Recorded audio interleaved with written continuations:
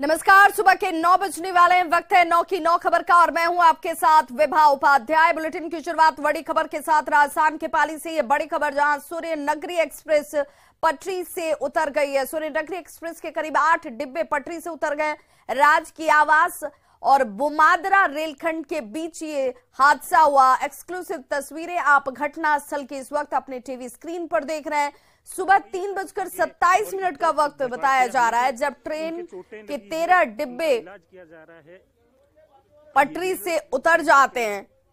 50 metre दूर 12480 Bandra terminal Jodhpur सूर्य नगरी express हादसे का शिकार हो जाती है। हादसे में करीब 12 लोग घायल बताए जा रहे हैं। जोधपुर से रिलीफ ट्रेन मौके के लिए रवाना हो चुकी है। रेलवे के अधिकारी इस वक्त मौके के लिए रवाना हुए। डीआरएम नॉर्थ कंट्रोल रूम से फिलहाल पल पल की अपडेट ले रहे हैं, जानकारी ले रहे हैं। बांद्रा टर्मिनल से जोधपुर ये सूर्य नगरी एक्सप्रेस ट्रेन जो है वो आ रही थी, जिस दौरान 3:27 पर यानी कि सुबह सवेरे का वक्त, जिस वक्त ये हादसा होता है और रेल हादसे की वजह से 10 ट्रेनों पर इसका सीधा असर पड़ा है। उसके रूट को डाइवर्ट किया गया है। 10 ट्रेनों के रूट को हादसे की वजह से 2 ट्रेनें रद्द की जा चुकी हैं। 3 तस्वीरों के जरिए आप देखिए, राजकीय आवास और बुमादरा रेलखंड के बीच 3:27 पर ट्रेन के 8 डिब्बे पटरी से डिरेल हो जाते हैं और इस हादसे में तकरीबन अभी जो जानकारी सामने आ रही है 12 लोग घायल बताए जा रहे हैं। तो जोधपुर में हेल्प डेस्क बनाया गया है जहां पर आप जानकारी ले सकते हैं अपने सगे संबंधियों को लेकर जो इस ट्रेन से यात्रा कर रहे थे। घायलों का इलाज हालांकि शुरू कर दिया गया है। तत्काल जो रेलवे के तमाम अधिकारी हैं वो घटनास्थल के लिए रवाना हुए और राहत और बचाव का कार्य शुरू किया गया। और नए साल के जश्न के बीच राजधानी दिल्ली से दिल दहला देने वाली घटना सामने आई। दिल्ली के कंझावला इलाके में कार सवार कुछ युवकों ने एक युवती को टक्कर मार दी। हादसे के बाद युवक कार लेकर भागने लगते हैं। लड़की कार के नीचे फंसी रहती है। करीब 4 किलोमीटर तक सड़क पर ये लड़की घसीटती रही। उसके कपड़े तक फट चुके थे लेकिन लड़कों ने कार रोका नहीं। 4 किलोमीटर के बाद लड़की लहूलुहान होकर सड़क पर गिरती है और करीब 3 बजे पुलिस को लड़की के सड़क पर पड़े होने की खबर मिलती है, लेकिन तब तक लड़की दम तोड़ चुकी थी। पुलिस जब तक यहां पर पहुंचती उस लड़की की जान जा चुकी थी। पुलिस ने लड़की के शव को जब्त किया और मामले की छानबीन शुरू की गई। और देखिए, यही वो कार है जिसमें वो लड़की फंसी हुई थी, लेकिन इन लड़कों ने कार को रोकने की जहमत नहीं उठाई। 4 किलोमीटर तक लड़की घसीटती हुई चली जाती है और लहूलुहान होकर सड़क पर गिरती है। उसकी मौत हो चुकी है। पुलिस ने 5 युवकों को गिरफ्तार कर लिया और फिलहाल इनसे पूछताछ की जा रही है। कार भी जब्त कर ली गई है।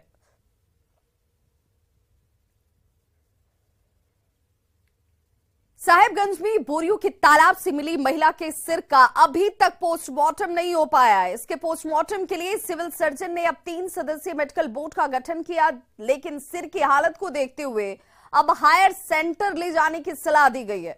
बताया जा रहा है कि बरामद सिर को अब पोस्टमार्टम के लिए रांची या फिर धनबाद भेजा जाएगा। तालाब में मछली पकड़ने के लिए जो जाल डाला गया था, इसी जाल में ये सिर फंसता है, जिसके बाद पुलिस को इसकी जानकारी दी जाती है। महिला की खोपड़ी होने की संभावना से इसे रबिका हत्याकांड से जोड़कर भी देखा जा रहा है। सिर की पहचान रबिका के परिजनों से भी कराई गई, लेकिन सड़गल जाने की वजह से पहचान नहीं किया जा सका है। अब हायर सेंटर भी फॉरेंसिक जांच के बाद ही इस बात का खुलासा हो पाएगा, जिसकी उम्मीद परिजन जरूर कर रहे हैं कि क्या ये रबिका पहाड़िन का ही सिर है।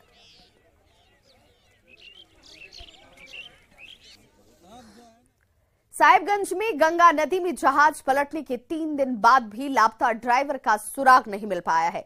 कल रविवार को कोलकाता से आई 4 गोताखोरों की टीम ने रेस्क्यू ऑपरेशन चलाया। सुबह 9 बजे से रेस्क्यू ऑपरेशन की शुरुआत की गई, जहां दोपहर करीब 12 बजे एक हाइवा को 2 क्रेन की मदद से बाहर जरूर निकाल लिया गया।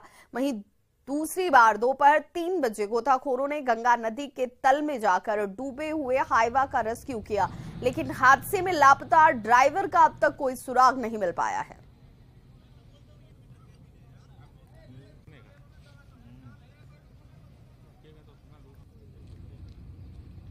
तो गंगा में डूबे ड्राइवर का सुराग नहीं मिल पाया है। लगातार कोशिशें जरूर की जा रही हैं। कल 4 गोताखोरों ने इसे लेकर रेस्क्यू ऑपरेशन भी चलाया था। 2 हाईवा को तो नदी के तल से निकाल लिया गया, लेकिन ड्राइवर अभी तक लापता है। दुमका में सड़क हादसे के बाद हंगामा हुआ, जिसके बाद लोगों ने कई ट्रकों को आग के हवाले कर दिया। दरअसल सड़क हादसे में एक व्यक्ति की मौत हो गई। मुआवजे की मांग को लेकर लोगों ने सड़क को जाम किया था और इसी दौरान एक टैंकर ने वहां मौजूद कई लोगों को कुचल दिया, जिसमें 2 लोग गंभीर रूप से जख्मी हो जाते हैं। हादसे के बाद भड़के लोगों ने कोयले से लदे कई ट्रकों को आग के हवाले कर दिया और हादसे में अब तक 2 लोगों की मौत हो चुकी है, जबकि 3 लोग गंभीर रूप से घायल बताए जा रहे हैं। हालात को संभालने के लिए मौके पर एसडीपीओ जरूर पहुंच चुके हैं, लेकिन स्थिति अब भी तनावपूर्ण बनी हुई है।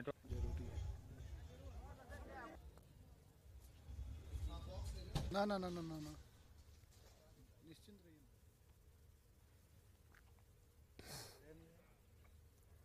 हंसडीहा दुमका रेलखंड पर विस्फोटक मिलने की खबर है। कुरमार हाट हॉल्ट और नूनी हाट भूतिड़िया स्टेशन के बीच मरको रेलवे ब्रिज के नजदीक रेलवे ट्रैक पर संदिग्ध विस्फोटक मिलने से हड़कंप मच गया। खबर मिलते ही पुलिस और आरपीएफ के अधिकारी मौके पर पहुंच चुके हैं। संदिग्ध विस्फोटक का पता तब चला जब 12 पलासी से कुरमा हाट के बीच पटरियों की जांच करने वाले कीमैन त्रिलोकी की नजर संदिग्ध सामान पर पड़ती है, जिस पर एक्सप्लोरर लिखा हुआ था। त्रिलोकी ने तत्काल इसकी जानकारी संबंधित अधिकारियों को दी, जिसके बाद ऊपर से लेकर नीचे तक हड़कंप मच गया। जिस जगह पर विस्फोटक मिला है वहां आरपीएफ जवानों को तैनात कर दिया गया है।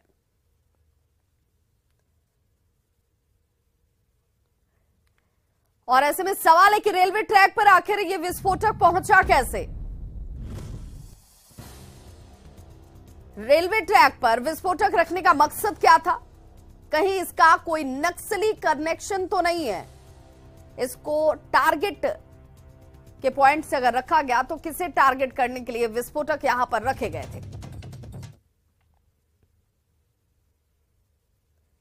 बेगूसराय से बड़ी खबर आ रही है, जहां पर बेखौफ अपराधियों ने लूट की बड़ी वारदात को अंजाम दिया है। अपराधियों ने बाइक एजेंसी के संचालक से नकद और गहने की लूट की है। लूटपाट के दौरान अपराधियों ने पिस्टल के बट से एजेंसी संचालक को मारकर जख्मी भी कर दिया। फिलहाल व्यवसायी को इलाज के लिए सदर अस्पताल में भर्ती कराया गया है। घटना मुफस्सिल थाना क्षेत्र के खमहार गांव के नजदीक की है। व्यवसायी ने स्थानीय अपराधियों पर लूट का आरोप लगाया और फिलहाल पुलिस इस पूरे मामले की छानबीन में जुटी हुई है। 2 दिन का सेल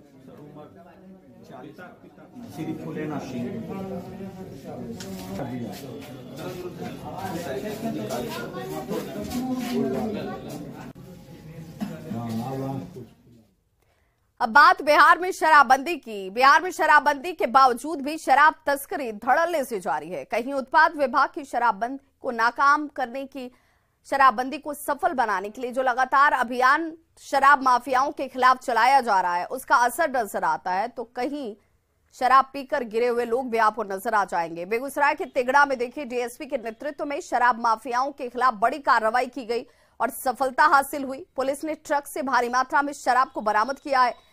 कितनी चालाकी से शराब की तस्करी करने के लिए धंधेबाज जो हैं वो लगे हुए हैं। सीमेंट की बोरियों के बीच शराब की तस्करी की कोशिश की जा रही थी। गुप्त सूचना के आधार पर पुलिस ने कार्रवाई करते हुए दुलारपुर के पास ट्रक से भारी मात्रा में शराब को जब्त कर लिया। पुलिस ने ट्रक के ड्राइवर और खलासी को गिरफ्तार किया है, जिससे इस वक्त ये पूछताछ जारी है।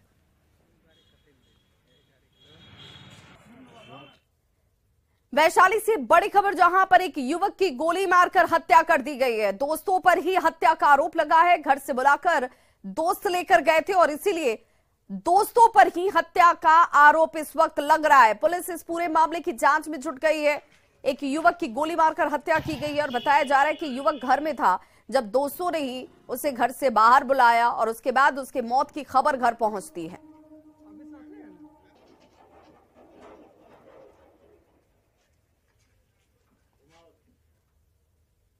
खबर वैशाली से, जहां पर नशे की हालत में कार सवार ने लोगों को कुचलने की कोशिश की है। मामला मुजफ्फरपुर हाजीपुर NH 22 की है।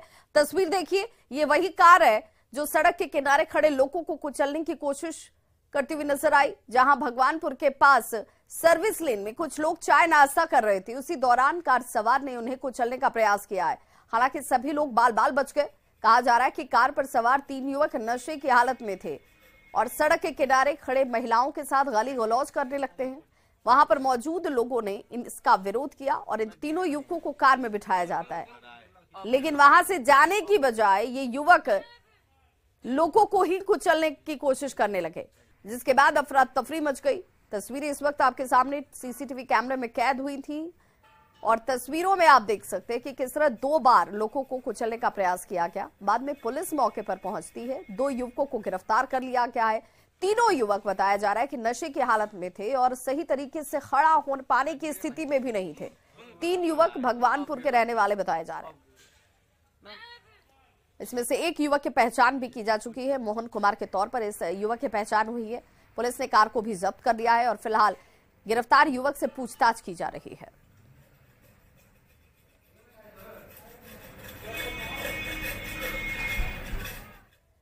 मुंगेर में शाम को कबाड़ के एक गोदाम में भीषण आग लग गई, जिसमें लाखों का सामान जलकर राख हो गया। घटना पूरबसराय बसंती तालाब के पास रिहायशी इलाके का बताया जाता है। आग की ऊंची लपटें उठते देख मोहल्ले में हड़कंप मच गया। आग लगने की सूचना पर मौके पर पहुंची फायर ब्रिगेड की टीम ने करीब 1 घंटे की मशक्कत के बाद इन लपटों पर काबू पाया। हालांकि इस अगलगी में किसी के हताहत होने की खबर नहीं है। कबाड़ का गोदाम चलाने वाले सुभाष कुमार वर्मा के मुताबिक किसी ने जानबूझकर ये आग लगाई। कुछ लोगों ने ऐसे असामाजिक लोगों को भागते हुए भी देखा, जबकि दमकल कर्मी इसे शॉर्ट सर्किट से आग लगने की आशंका जाहिर करते हुए नजर आए।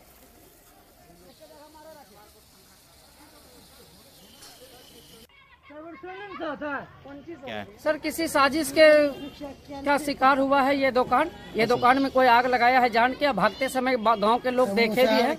गांव के लोग देखे भी हैं भागते हुए मफलर बांध के, और गांव के लोग रगेते भी हैं उसको, लेकिन वो भागने में कामयाब रहा। तो समय से पहुंचकर आग को अपने कंट्रोल में ले लिया जी, जिससे कि आसपास के मकान किसी भी तरह का कोई नुकसान नहीं हुआ। तो आग लगने का कारण कुछ पता चला? आग लगने का कारण शॉर्ट सर्किट बताया जा रहा है जी।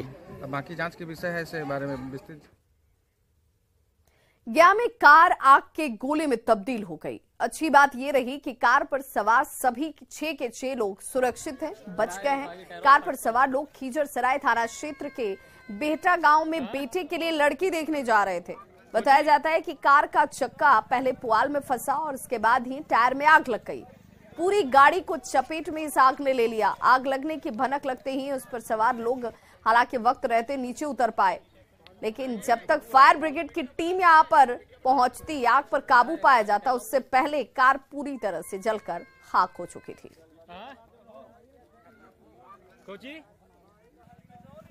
तो देखिए कैसे आग के गोले में ये कार तब्दील हो गई। राहत की बात ये रही कि कार में जो 6 लोग बैठे हुए थे, बताया जा रहा है कि लड़की देखने के लिए लोग निकले थे घर से, लेकिन इसी दौरान रास्ते में सड़क पर बिछे हुए पुआल में कार का चक्का फंस जाता है और आग लग गई।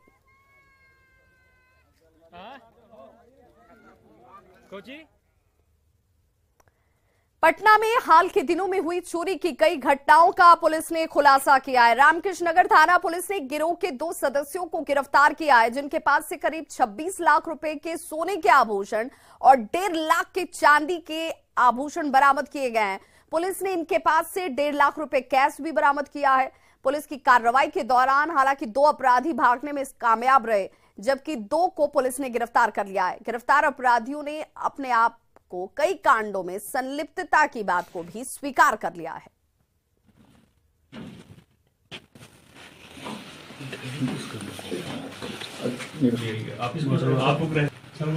ये लोग बहुत देर से सक्रिय रूप से चोरी और सेंधमारी की घटनाओं में शामिल थे।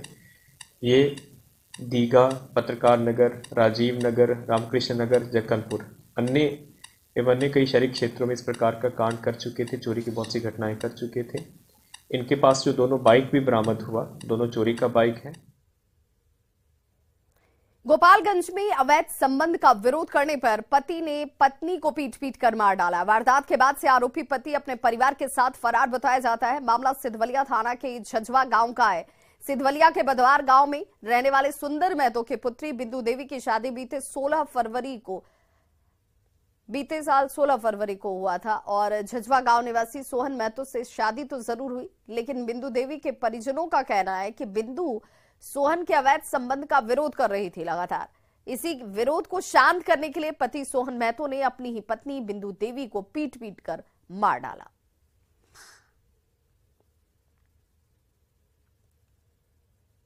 पी खा कर रोज शादी के बाद आकर मारता है, गरियाता है। डेली 8 दिन पहले से वो मार रहा था। एक रोज गया लोग, उसके बाद वो बोला जो नहीं जाएगी। फिर आज 3 दिन पहले पूरा मारा। वहाँ से कोई बताया तो इन लोग गया, जाकर ले आया। कल डेथ हो गया। उसके साथ पेड़ों पर लात से बहुत जोर से मारा। सहरसा में नए साल के पहले दिन अपराधियों ने मर्डर कर दहशत फैला दी। भीड़भाड़ वाले इलाके बैजनाथपुर में अपराधियों ने ताबड़तोड़ फायरिंग कर दहशत फैलाई है। मृतक का नाम अमित कुमार बताया जाता है। हत्या क्यों की गई इसका खुलासा नहीं हुआ है। मर्डर से नाराज लोगों ने सड़क को जाम कर खूब हंगामा किया। लॉ एंड ऑर्डर को लेकर पुलिस के दावों पर सवाल उठाए गए। नए साल को लेकर पुलिस सुरक्षा के पुख्ता इंतजाम का दावा कर रही थी, लेकिन उसी इंतजाम के दावे के बीच सड़क पर एक शख्स को मौत के घाट उतार दिया गया, गोलियों से भून दिया गया। लेकिन अब तक अपराधी गिरफ्त से बाहर हैं और इसे लेकर लोगों की तरफ से नाराजगी जाहिर की गई। सड़क जाम किया गया।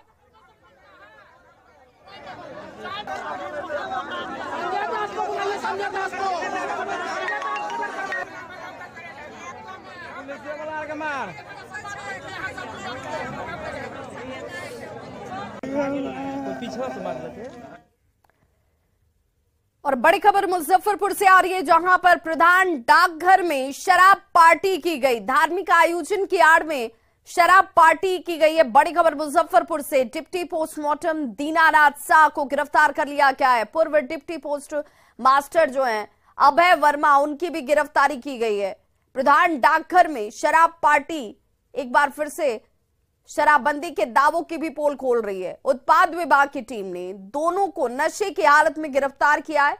दीनानाथ शाह गिरफ्तार किए जा चुके हैं और प्रधान डाकघर जहां पर है वहां पर शराब की पार्टी की जा रही थी। नशे की हालत में इन दोनों को ही पकड़ा गया है।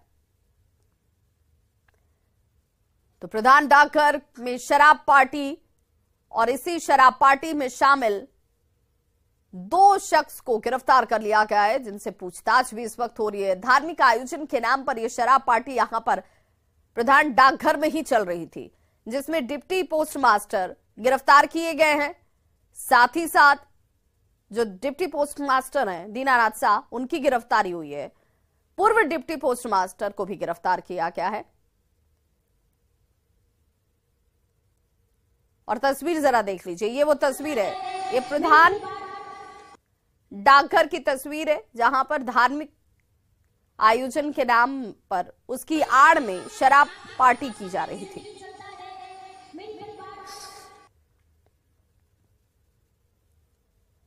तो मुजफ्फरपुर से बड़ी खबर, जहां पर पूर्व डिप्टी पोस्टमास्टर को गिरफ्तार किया गया है और गिरफ्तारी के पीछे की वजह आपको बताते चलें। यहां पर धार्मिक आयोजन के लिए इजाजत ली गई, धार्मिक आयोजन किया जा रहा था, लेकिन इस आयोजन की आड़ में शराब पार्टी करते हुए 2 लोगों को गिरफ्तार किया गया है। तो डिप्टी पोस्ट मास्टर, इन्हें शराब पार्टी करते हुए गिरफ्तार किया गया है। डिप्टी पोस्ट मास्टर की गिरफ्तारी धार्मिक आयोजन के आड़ में जब शराब की पार्टी ये लोग कर रहे थे उस बाबत की गई है। मुजफ्फरपुर प्रधान डाकघर में ये शराब पार्टी चल रही थी। और अब बात बिहार में कड़ाके की ठंड की, तो पटना में कड़ाके की ठंड को देखते हुए 8वीं तक के सभी स्कूलों को बंद कर दिया गया है। डीएम चंद्रशेखर सिंह ने 7 जनवरी तक ये आदेश जारी किए हैं, जिसमें स्कूलों को बंद रखने का आदेश दिया गया है। डीएम ने यह आदेश सभी सरकारी और निजी स्कूलों के लिए दिए हैं। इसके पहले ठंड को देखते हुए 26 से लेकर 31 दिसंबर तक स्कूल को बंद रखा गया था और आज आपको ये भी बताते चलें कि 7 जनवरी तक अब ये बढ़ा दिया गया है, क्योंकि ठंड बहुत प्रचंड है और ऐसे में बच्चों को परेशानी का सामना ना करना पड़े। कुहासे की वजह से विजिबिलिटी बेहद कम है और एहतियाती तौर पर यह कदम इस वक्त आदेश के तौर पर डीएम की तरफ से जारी किए गए हैं। लेकिन पटना डीएम ने स्कूल खुलने के पहले बच्चों को राहत जरूर दी इस आदेश के साथ ही, जिसमें ठंड में बच्चों को घरों से बाहर न निकलना पड़े। 7 जनवरी तक पटना के चाहे वो सरकारी या फिर प्राइवेट सभी स्कूलों को बंद रखा गया है। नए साल में पूरा बिहार कड़ाके की ठंड की चपेट में है। मुंगेर के जमालपुर में इस ठंड से बचने के लिए प्रशासन की तरफ से कोई इंतजाम नहीं है, कोई व्यवस्था नहीं है। दैनिक मजदूरी करने वाले या दुकानदार सभी की मुश्किलें बढ़ गई हैं। जमालपुर जूलीबेल इलाके का जायजा लिया न्यूज़ 18 संवाददाता अरुण शर्मा ने। पिछले कुछ दिनों से बढ़ते ठंड ने कनकनी बढ़ा दी है। आलम यह है कि अब लोग जो अपने घरों से निकलते हैं तो उन्हें ठंड का एहसास काफी ज्यादा होता है, लेकिन उन लोगों का क्या जिनका जीवन रोड पे ही व्यतीत होता है, जिसमें डेली काम करने वाले लोग आते हैं या टोटो तथा अन्य वाहन चलाने वाले जो है वो आते हैं, तथा जिनका चौक चौराहों पे छोटे छोटे सी दुकानें हैं, उन लोगों को काफी इस समय में दिक्कतें होती है। हालांकि अभी तक जिला प्रशासन ने किसी भी चौक पे जो है अलाव की व्यवस्था नहीं की है। ठंड की क्या स्थिति है अभी? इधर पिछले कुछ दिनों से काफी ठंड बढ़ गई है, जिससे काफी परेशानियों का सामना करना पड़ रहा है। और हर साल की भांति इस साल भी अभी तक प्रशासन की तरफ से कुछ सहयोग जैसे अलाव की व्यवस्था, लकड़ी हो, कुछ भी व्यवस्था अभी तक नहीं किया गया है। इसलिए उनसे अनुरोध है कि उनकी उचित व्यवस्था करवाया जाए। ठंड तो आज से बहुत ज़्यादा बढ़ गया है और इसके देखते हुए हमारे डीएम साहब को यहाँ अलाव का, आग का व्यवस्था, लकड़ी वगैरह का व्यवस्था गरीबों के लिए करना चाहिए। अब स्थानीय लोगों के साथ लोग भी जो है अब ठंड से बचाव के लिए चौकों पे अलाव की व्यवस्था की मांग करने लगे हैं, ताकि आने वाले दिनों में जो ठंड और बढ़ेगा उससे जो है आम लोग निजात पा सकें। अरुण शर्मा, न्यूज़ 18 मुंगेर। तो देखिए, ठंड की वजह से सिर्फ स्कूलों पर, बच्चों पर या फिर आवाजाही पर असर नहीं है, इसका सीधा असर ट्रेनों के परिचालन पर भी हो रहा है। कई ट्रेनें घंटों विलंब से चल रही हैं। पटना जंक्शन की क्या है स्थिति, बता रहे हैं हमारे सहयोगी अमित कुमार।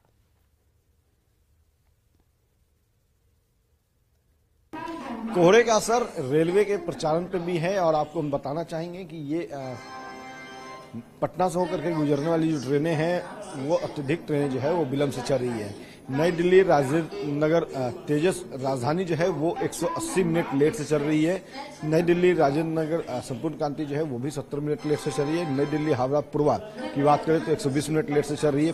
पटना मधुपुर धनबाद जो है वो भी लेट से खुलेगी। पटना से पटना झाझा जसीडी सवारी गाड़ी जो है वो भी थोड़ी लेट से विलंब से खुलेगी। और इसके अलावा नई दिल्ली राजगीर श्रमजीवी की बात करें तो वो भी 5 घंटे लेट से चल रही है। दानापुर राजगीर तिलैया सवारी गाड़ी जो है वो समय पे है। तो कह सकते हैं कि जो लोकल ट्रेनें हैं वो समय पे है, लेकिन जो दिल्ली या मुंबई से होकर के जो ट्रेनें आ रही है वो लेट लगती भी है। आपको दिखाना चाहेंगे कि ये देखिए, इस्लामपुर पटना रांची हटिया सुपरफास्ट एक्सप्रेस जो है वो 210 मिनट लेट से चली है। इस तरह से कह सकते हैं कि जो कुहासे का जो असर है, कोहरे का असर, वो रेलवे के परिचालन पर भी हुआ है और इस कारण से यात्रियों को जो है वो मुश्किलों का सामना करना पड़ रहा है। लोग सही समय पे गंतव्य स्थान पे नहीं पहुंच पा रहे हैं। हालांकि ये बात भली भांति लोग भी समझते हैं कि जो कुहासा है उसका असर रेलवे के परिचालन पे होगा, तो उसके अकॉर्डिंग जो है वो अपना शेड्यूल बनाकर रखते हैं। लेकिन सबसे बड़ी बात है कि रेलवे की तरफ से इस बार ये कहा गया था रेल बजट के दौरान कि कोहरे के दौरान जो है ट्रेनों के परिचालन पर असर ना पड़े। इसको लेकर के नई टेक्नोलॉजी, नए सिस्टम जो है ईजाद कर लिया गया है, लेकिन वो असरदार इस बार होता नजर नहीं आया है। कैमरा पर्सन अजय दुबे के साथ अमित कुमार, न्यूज़ 18 पटना। तो इस बुलेटिन में बस इतना ही, लेकिन न्यूज़ 18 बिहार झारखंड पर खबरों का सिलसिला लगातार जारी है।